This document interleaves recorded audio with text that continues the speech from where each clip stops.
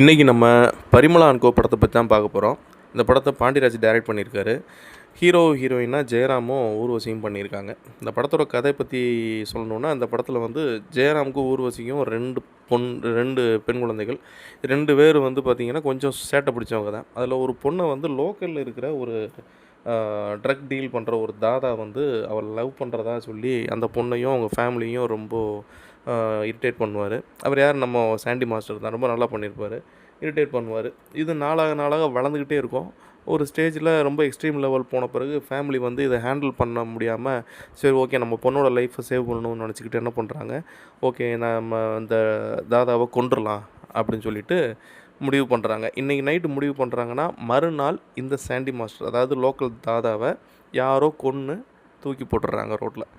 So இந்த கேஸை வந்து என்ன பண்ணுறாரு, இது எப்படி கேஸ் ஆகுதுன்னா, மிஸ்கின் சாரோட கைக்கு வருது இந்த கேஸு.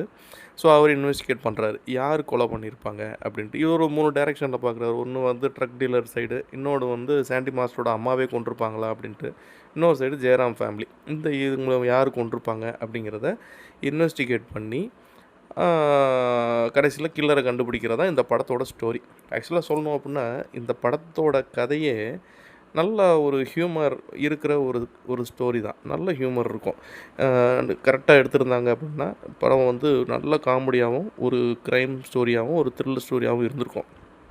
ஆனால் இந்த படத்தில் சுத்தமாக காமெடியே இல்லை. சிரிக்கிற மாதிரி இடமே வரல. இவங்க காமெடி பண்ணுறேன்னு அவங்களே சொல்லி நம்மளை போட்டு படாப்படுத்துகிறாங்க. உள்ள பின் ட்ராப் சைலண்ட்டு தேட்டருக்குள்ளே. அந்த அளவுக்கு சைலண்ட்டாக இருக்குது. சுத்தமாக சிரிப்புங்கிறதே இல்லாமல் இருக்குது. இத்தனைக்கும் இந்த படத்தில் நிறைய காமெடி ஆக்டர்ஸ் இருக்காங்க. ஜெயராம், ஊர்வசி, யோகி பாபு, மிஷ்கின் அவரெல்லாம் சூப்பராக பண்ணுவார். பக்ஸு, சிங்கம்புலி, இத்தனை பேர் இருக்காங்க. ஆனாலும் சுத்தமாக காமெடியே இல்லை. சுத்தமாக ட்ரை, பஞ்சம். காமெடிக்கே பஞ்சமாக இருக்குது. ஸோ மொத்தத்தில் சொல்லணும் அப்படின்னா, இந்த காமெடி, க்ரைம், த்ரில்லர் எடுக்கிறேன்னு சொல்லி நம்மளை போட்டு கொன்ட்டானுங்க.